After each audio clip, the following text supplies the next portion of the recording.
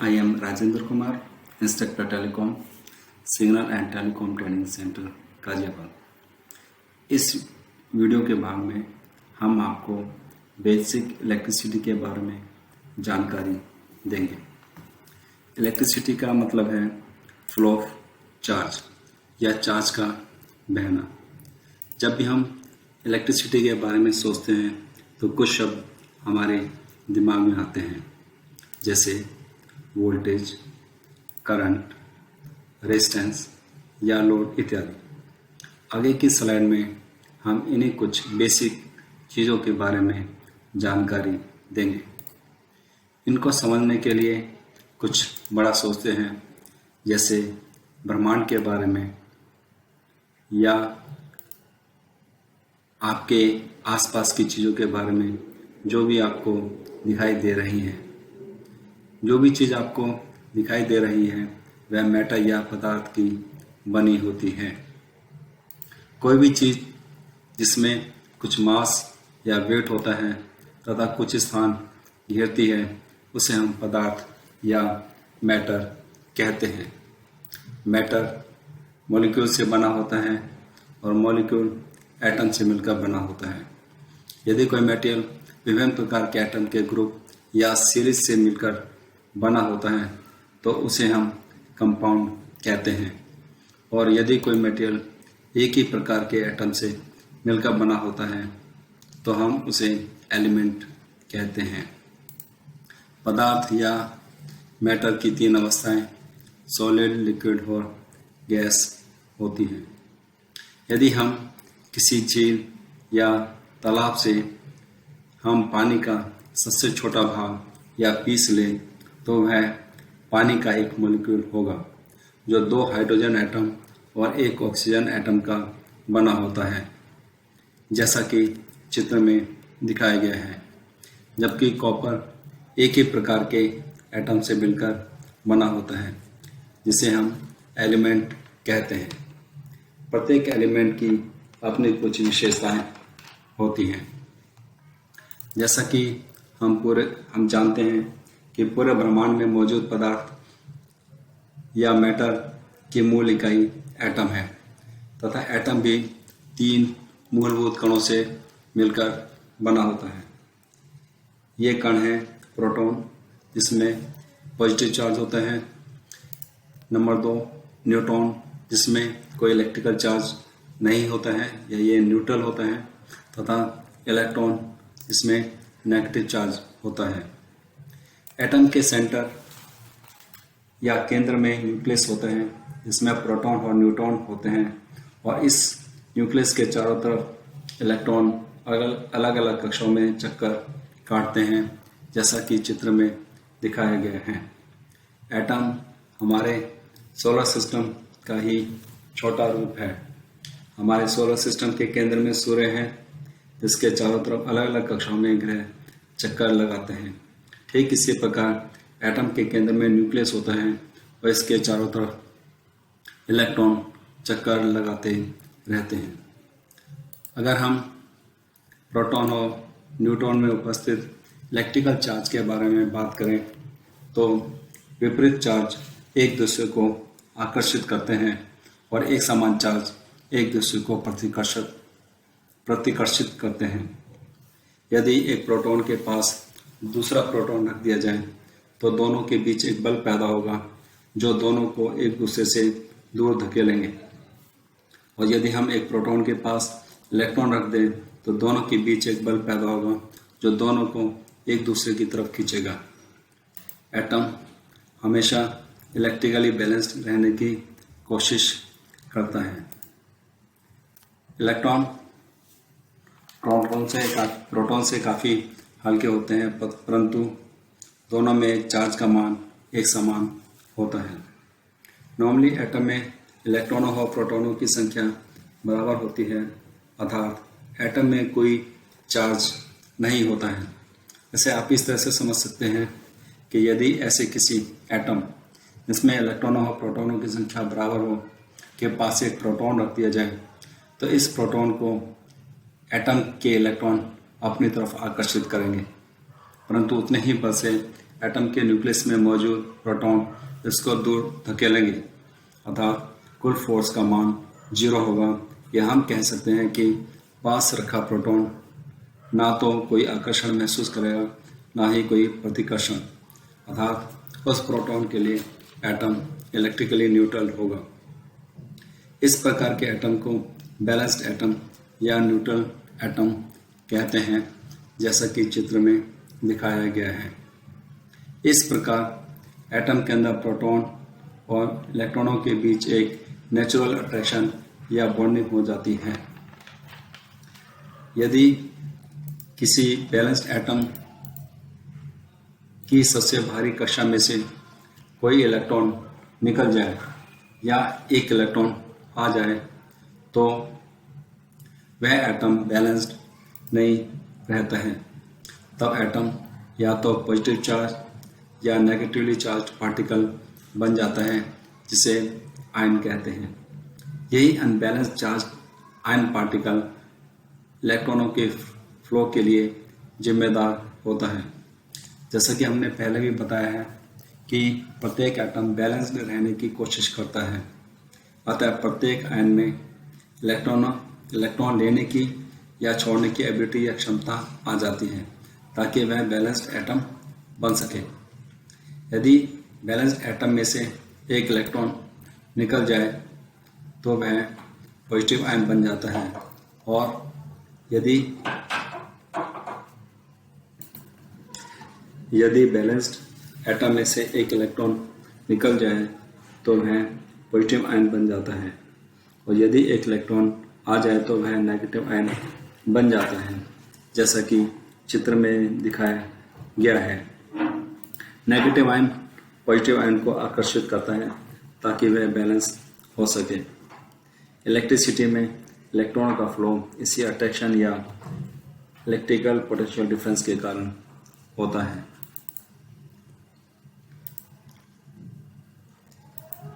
अगर हम एक सिंपल सेल की बात करें तो इसमें दो प्लेटें इलेक्ट्रोलाइट में डूबी होती हैं। सेल में केमिकल एक्शन के कारण एक प्लेट से इलेक्ट्रॉन निकलकर दूसरी प्लेट में जमा हो जाते हैं। इस प्रकार इलेक्ट्रॉनों का ट्रांसफर इलेक्ट्रोलाइट के थ्रू होता है, जिसका नतीजा यह होता है कि एक प्लेट पर इलेक्ट्रॉन जमा हो जाते हैं जो कि नेगेटिव प्लेट बन जाती है, और जिस प्लेट से इलेक्ट्रॉन निकलते हैं वह पॉजिटिव प्लेट बन जाती है। अब होता यह है कि पॉजिटिव प्लेट नेगेटिव प्लेटों के इलेक्ट्रॉनों को अपनी तरफ आकर्षित करती है, परंतु सेल में केमिकल एक्शन के कारण उत्पन्न बल के कारण यह संभव नहीं होता है। लेकिन यदि हम प्लेटों को एक तार के द्वारा आपस में जोड़ दें तो इलेक्ट्रॉन नेगेटिव प्लेट से पॉजिटिव प्लेट की तरफ भागना शुरू कर देते हैं, ताकि दोनों प्लेटों पर चार्ज इक्वल हो सके। परंतु लगातार केमिकल एक्शन के कारण दोनों प्लेटों में इलेक्ट्रॉनों की संख्या का अंतर बनाए रखा जाता है, जिसके कारण एक्सटर्नल सर्किट में लगातार करंट बहता रहता है। पॉजिटिव और नेगेटिव प्लेटों के बीच आकर्षण बल या प्रेशर, आप कुछ भी कह सकते हैं, जिसके कारण इलेक्ट्रॉन बहना या मूव करना शुरू कर देते हैं, उसे ईएमएफ, इलेक्ट्रोमोटिव फोर्स या वोल्टेज कहते हैं। अब कुछ पदार्थ अपने अंदर से करंट को आसानी से बहने देते हैं और कुछ नहीं। इसको समझने के लिए वापस एटम की शरण में जाते हैं। एटम में इलेक्ट्रॉन अलग अलग कक्षाओं में चक्कर लगाते हैं। जो इलेक्ट्रॉन अपने न्यूक्लियस से मजबूती से जुड़े होते हैं उन इलेक्ट्रॉनों को बॉन्डेड इलेक्ट्रॉन कहते हैं, तथा एटम की सबसे भारी कक्षा में चक्कर लगाने वाले इलेक्ट्रॉनों को वैलेंस इलेक्ट्रॉन कहते हैं। वैलेंस ऑर्बिट में अधिकतम 8 इलेक्ट्रॉन हो सकते हैं, तथा वैलेंस ऑर्बिट में इलेक्ट्रॉनों की संख्या के ऊपर ही किसी पदार्थ की कंडक्टिविटी डिपेंड करती है, अर्थात वह करंट को अपने अंदर से आसानी से फ्लो होने दे सकता है या नहीं।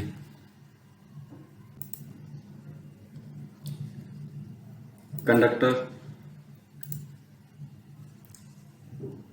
उस मटेरियल को कहते हैं कंडक्टर्स उस मटेरियल को कहते हैं जो अपने अंदर से आसानी से करंट को बहने देते हैं। अर्थात इस प्रकार के मटेरियल में वैलेंस ऑर्बिट में उपस्थित इलेक्ट्रॉन अपने एटम से बहुत ही कमजोर बंधन से जुड़े होते हैं और ये आसानी से एक एटम से दूसरे एटम में मूव कर सकते हैं।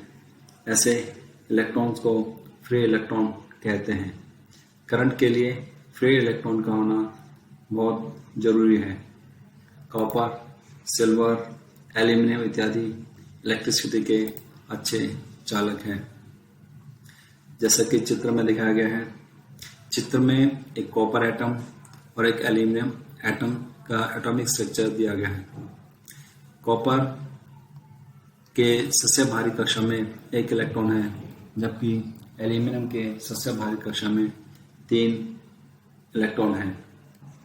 अगर हम इंसुलेटर की बात करें तो इंसुलेटर वह मटेरियल होते हैं जो अपने अंदर से आसानी से करंट को बहने नहीं देते हैं। सामान्यतः जिन मटेरियल के वैलेंस ऑर्बिट में इलेक्ट्रॉनों की संख्या 5 से 8 होती है वह अच्छे इंसुलेटर होते हैं। इन मटेरियल में वैलेंस ऑर्बिट में उपस्थित इलेक्ट्रॉन अपने एटम से मजबूती से जुड़े होते हैं और आसानी से एक एटम से दूसरे एटम में मूव नहीं कर पाते हैं। अर्थात ऐसे मटेरियल में फ्री इलेक्ट्रॉन नहीं होते हैं, जैसे ग्लास, रबर, प्लास्टिक इत्यादि। वह मटेरियल जिनकी सबसे भारी कक्षा में 4 इलेक्ट्रॉन होते हैं, ऐसे मटेरियल को सेमीकंडक्टर कहते हैं। सेमीकंडक्टर मटेरियल ना तो अच्छे कंडक्टर होते हैं, ना ही अच्छे इंसुलेटर, जैसे कार्बन, सिलिकॉन, जर्मेनियम। इनका प्रयोग डायोड, ट्रांजिस्टर, आईसी वगैरह बनाने के लिए किया जाता है। अभी तक हमने जाना कि वोल्टेज क्या है। वोल्टेज सिंपली एक प्रेशर या बल है जिसके कारण इलेक्ट्रॉन फ्लो करने लगते हैं, अर्थात करंट बहने लगता है। करंट हमेशा पॉजिटिव से नेगेटिव की तरफ बहता है। जब हम कहते हैं कि करंट पॉजिटिव से नेगेटिव की तरफ बहता है तो हम कन्वेंशनल करंट की बात करते हैं। कन्वेंशनल का मतलब है जो पुरानी मान्यताओं के अनुसार चला आ रहा है। जब तक इलेक्ट्रॉन की खोज नहीं हुई थी तब तक हॉल थ्योरी के अनुसार करंट की दिशा पॉजिटिव से नेगेटिव की तरफ मानी जाती थी, परंतु इलेक्ट्रॉन की खोज होने के बाद पता चला कि current is due two electron. जो करंट फ्लो होता है वो इलेक्ट्रॉन के कारण होता है और करंट की एक्चुअल दिशा नेगेटिव से पॉजिटिव की तरफ होती है, जिसे इलेक्ट्रिक करंट कहते हैं। आज भी हम उन्हें पुरानी मान्यताओं का पालन करते हुए अर्थात करंट की दिशा पॉजिटिव से नेगेटिव की तरफ ही मानकर चलते हैं। हालांकि हम जानते हैं कि इलेक्ट्रॉन के फ्लो की दिशा नेगेटिव से पॉजिटिव की तरफ होती है। अगेन, जैसे कि बताया जा चुका है कि वोल्टेज एक प्रेशर है। इस प्रेशर या वोल्टेज को नापने के लिए हम वोल्टमीटर का प्रयोग करते हैं। वोल्टमीटर को हमेशा पैरेलल में जोड़ते हैं और वोल्टेज की इकाई वोल्ट होती है। किसी कंडक्टर, अगर हम करंट की बात करें, जैसा कि चित्र में दिखाया गया, देखिए किसी कंडक्टर के एरिया ऑफ क्रॉस सेक्शन से 1 सेकेंड में बहने वाले इलेक्ट्रॉनों की संख्या या दर को करंट कहते हैं। वोल्टेज ज्यादा हो तो करंट भी ज्यादा होगा और यदि वोल्टेज कम होगी तो करंट भी कम होगा। करंट को नापने के लिए एम्पीयर मीटर या एमीटर का प्रयोग करते हैं। एम्पीयर मीटर को हमेशा सर्किट के सीरीज में जोड़ते हैं। करंट की इकाई एम्पीयर होती है। चलो, हमने वोल्टेज सोर्स लिया और 2 तारों की सहायता से उसमें एक बल्ब जोड़कर हमने करंट फ्लो करवा लिया। यहाँ हम आपको करंट के 3 कॉमन इफेक्ट के बारे में बताएंगे। ये हैं नंबर 1, हीटिंग इफेक्ट। जब भी किसी तार के अंदर से करंट फ्लो होता है तो हीट जनरेट होती है। जैसे आपने रूम हीटर देखा होगा, जब हम हीटर को सप्लाई से जोड़ते हैं तो इसकी तार के अंदर से करंट बहना शुरू कर देता है और वह काफ़ी गर्म हो जाता है। इसे हीटिंग इफेक्ट ऑफ करंट कहते हैं। जब किसी तार के अंदर से करंट बहता है तो उसके चारों तरफ एक मैग्नेटिक फील्ड बन जाता है। इसे मैग्नेटिक इफेक्ट ऑफ करंट कहते हैं। जब कंडक्टिव लिक्विड के अंदर से करंट फ्लो होता है तो केमिकल रिएक्शन होता है। इसे केमिकल इफेक्ट ऑफ करंट कहते हैं। किसी पदार्थ का वह गुण जो करंट के बहने में रुकावट पैदा करता है उसे रेजिस्टेंस कहते हैं। जितनी बड़ी रुकावट होगी उतना कम करंट फ्लो होगा। रेजिस्टेंस को नापने के लिए ओम मीटर का प्रयोग करते हैं। रेजिस्टेंस की इकाई ओम होती है। किसी कंडक्टर द्वारा उत्पन्न रेजिस्टेंस उसकी लंबाई, मोटाई तथा वह किस मटेरियल का बना है इसके ऊपर निर्भर करती है। यदि लंबाई बढ़ेगी तो रेजिस्टेंस भी बढ़ेगा और कम होगी तो रेजिस्टेंस भी कम होगा। यदि तार की मोटाई बढ़ेगी तो रेजिस्टेंस भी कम होगा तथा मोटाई कम होगी तो रेजिस्टेंस बढ़ेगा। इसके अलावा रेजिस्टेंस जिस मटेरियल का बना होता है उसके ऊपर भी निर्भर करता है। यदि लंबाई मोटाई बराबर है और यदि एक मटेरियल या एक कंडक्टर सिल्वर का तथा दूसरा कंडक्टर कॉपर का बना है तो सिल्वर वाली तार का रेजिस्टेंस कम होगा। इलेक्ट्रिसिटी को भी हम दो भागों में डिवाइड कर सकते हैं। Number 1 static electricity and second is dynamic electricity. सबसे पहले वाली स्लाइड में हमने कहा था electricity means flow of charge. जब हम फ्लो ऑफ चार्ज की बात करते हैं तो हम डायनेमिक इलेक्ट्रिसिटी की बात करते हैं। हमारा सामना अधिकतर डायनेमिक इलेक्ट्रिसिटी से ही होता है। इलेक्ट्रिसिटी अगर हम स्टैटिक इलेक्ट्रिसिटी की बात करें तो इसमें वोल्टेज होती है परंतु फ्लो ऑफ इलेक्ट्रॉन नहीं होता। अगर हम किसी सेल के कपड़े को कांच की रोड से रगड़ते हैं तो कांच की रोड से इलेक्ट्रॉन रिमूव करके सेल के कपड़े पर जमा कर देते हैं, जिससे सेल पर नेगेटिव चार्ज तथा कांच की रोड पर पॉजिटिव चार्ज आ जाता है, जैसा कि चित्र में दिखाया गया है। डायनेमिक इलेक्ट्रिसिटी में वोल्टेज भी होती है और फ्लो ऑफ इलेक्ट्रॉन भी होता है। डायनेमिक इलेक्ट्रिसिटी दो प्रकार की होती है। नंबर 1 डीसी करंट, दूसरा है आपका एसी करंट। अगर हम डीसी करंट की बात करें तो इसमें वोल्टेज का मान स्थिर होता है और करंट की दिशा नहीं बदलती है, जबकि एसी करंट में वोल्टेज का मान लगातार चेंज होता रहता है और जो करंट की दिशा एक नियमित अंतराल के बाद चेंज होती रहती है।